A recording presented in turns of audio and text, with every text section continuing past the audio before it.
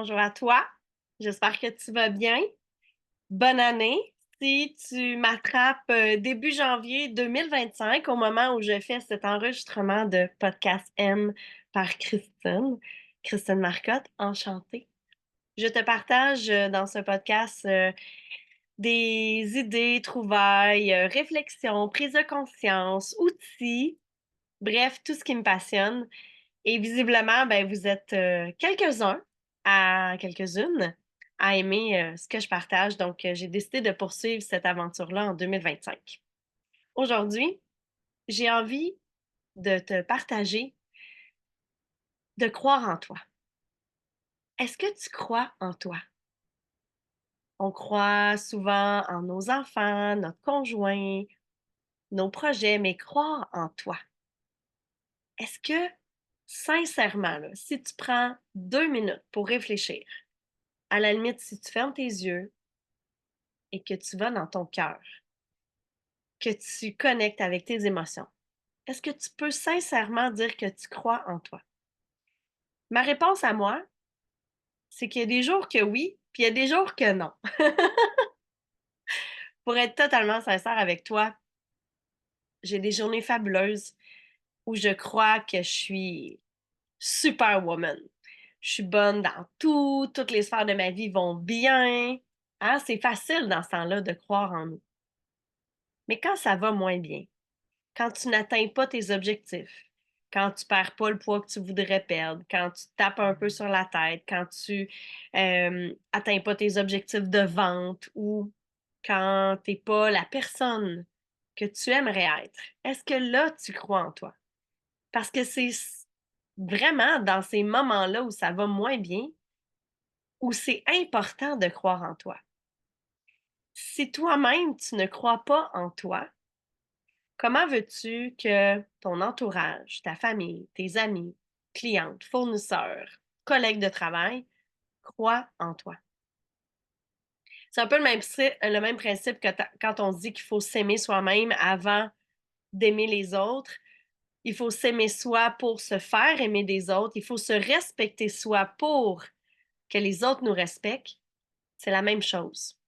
Si tu ne crois pas en ton potentiel, si tu ne crois pas en tes projets que tu mets en place, ça risque d'être un peu plus ardu d'y arriver. Je vais te parler d'un fait vécu très personnel.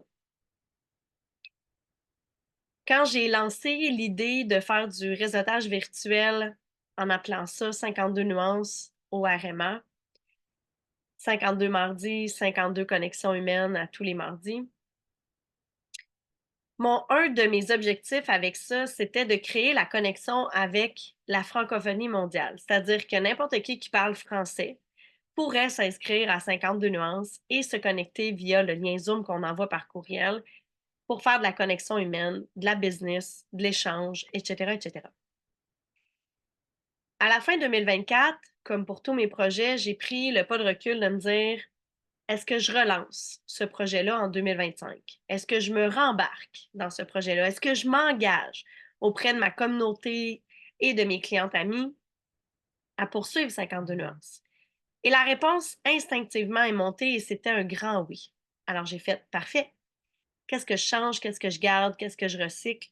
J'ai fait un post-mortem de l'édition 2024 qui était déjà une amélioration de 2023 et j'ai créé 52 nuances 2025.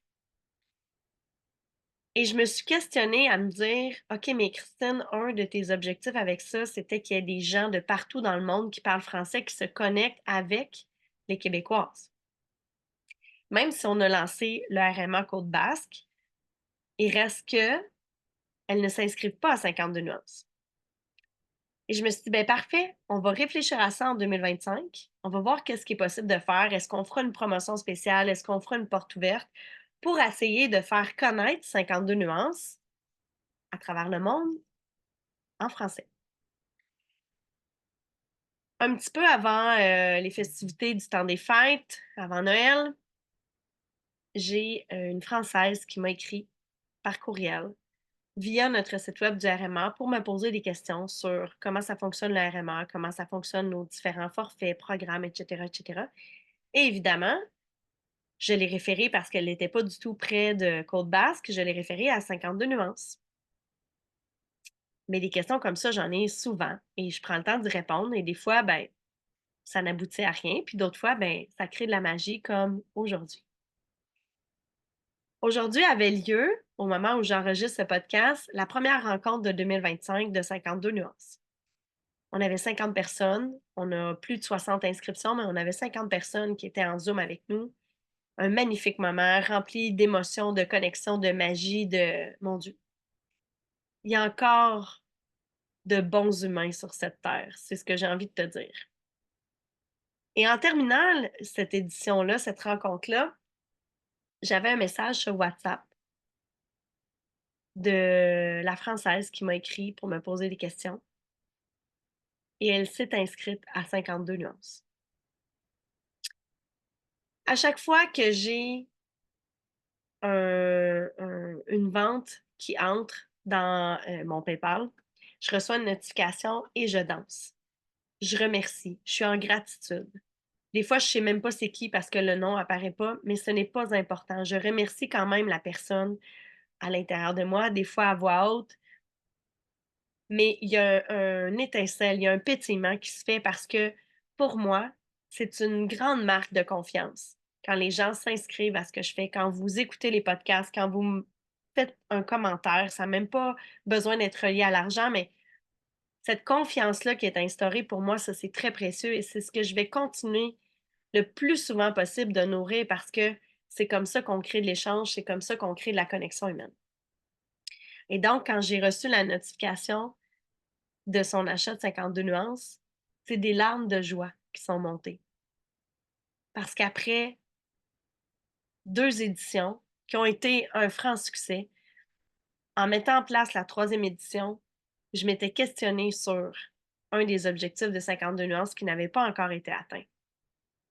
Et là, c'était chose faite. Si j'avais cessé de croire en moi, en mon potentiel, au fait que je croyais sincèrement au projet de créer ce pont-là entre nos univers, entre nos pays, entre nos cultures. Si je cesse de croire à ça, il n'y a pas de 52 nuances en 2025 et il n'y a pas d'inscription de l'autre côté de l'océan. Donc, tout ça pour te dire que des fois, ça ne marche pas du premier coup. Des fois, on n'atteint pas ce qu'on avait visé. Hein? Si tu es dans un processus de résolution puis que tu dis que tu vas cesser de boire de l'alcool, cesser de fumer, tu vas perdre du poids, tu vas manger équilibré, tu vas jouer avec tes enfants, si tu es dans ce processus-là et que tu n'atteins pas tout ça, cette fameuse liste-là, ne cesse pas d'y croire. Sois douce envers toi. Prends le pas de recul comme moi j'ai fait à me dire, OK, qu'est-ce qu'on fait avec cet objectif-là? Est-ce que finalement, mon objectif de 52 nuances de créer un pont, c'est-tu vraiment réaliste? Est-ce que ça répondait vraiment à un besoin? Peut-être que la réponse est non. Peut-être que je vais avoir juste une inscription française. Mais c'est pas juste une inscription française. C'est une inscription française. Donc, si mon objectif est atteint, il est atteint avec une. Est-ce qu'après, j'ai le goût de me donner le défi d'aller en chercher 9 autres pour atteindre 10? Ensuite, d'aller en chercher 20, d'aller en chercher 30? Peut-être. Je vais prendre le temps de me questionner, voir si c'est requis, si ça fait du sens pour moi.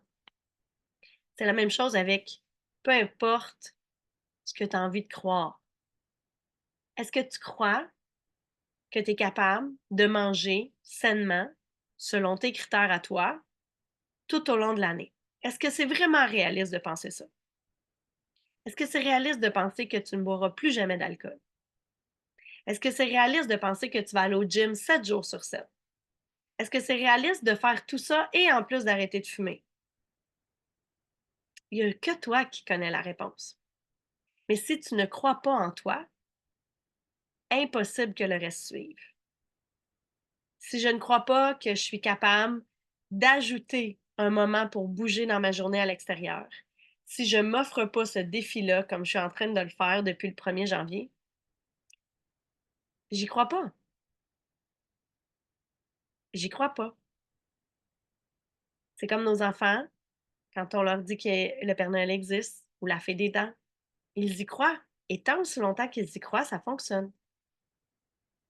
Quand ils cessent de croire, ou quand ils cessent de nourrir leur cœur d'enfant, peut-être, l'image part. C'est la même chose avec tes projets, que tu appelles ça des résolutions, des objectifs, des projets, peu importe. La base, c'est qu'il faut croire en toi.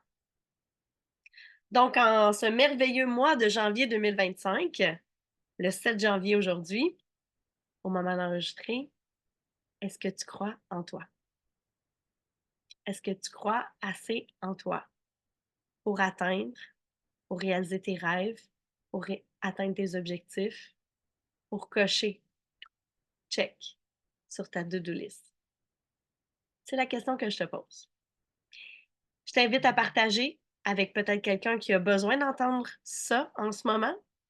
Je t'invite à me laisser un commentaire si tu as aimé ou pas. Tu peux liker ma chaîne si tu es sur YouTube. Tu peux me donner un petit cœur si tu m'écoutes en audio sur Spotify. Sois prudente si tu le fais dans la voiture ou même au gym parce qu'un accident sur un tapis roulant est si vite arrivé. Je te remercie de ta fidélité et je te souhaite en 2025 de croire en toi. À bientôt!